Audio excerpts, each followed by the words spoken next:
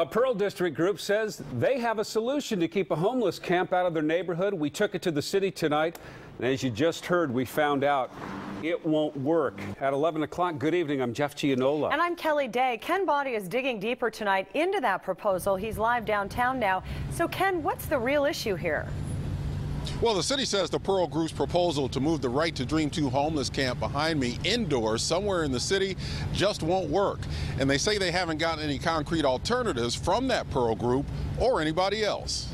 I don't think the Pearl District has actually given us, the people in the community, a chance. Taz has been a camper at the Right to Dream 2 for nearly a year. Now he's in the middle of a tug-of-war between the city, the owner of the Right to Dream 2 property, and the Pearl District over whether to move the camp to this parking lot at the edge of the upscale Pearl neighborhood. It seems like the Pearl Group is trying to do whatever they can to keep that camp from locating at that spot. Is that how you see it? Yes, I think that's a fair characterization. We think it's a good site. Fritz says she was astonished to see that the Pearl Group, which represents neighbors and businesses, claimed to have identified a solution to the dilemma.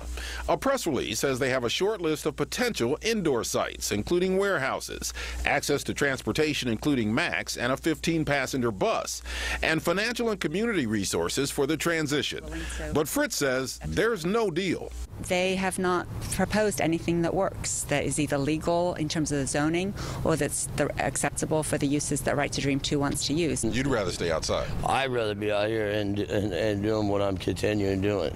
Pearl District residents I spoke with realize something needs to be done about R2D2, but they don't think their neighborhood is the right place. I have a dog. I walk him regularly at night. A lot of times I don't actually feel safe anymore, and I think bringing in more people who don't really have a home into the neighborhood doesn't necessarily help the neighborhood, and it brings in other people that we clearly probably don't want in the neighborhood either.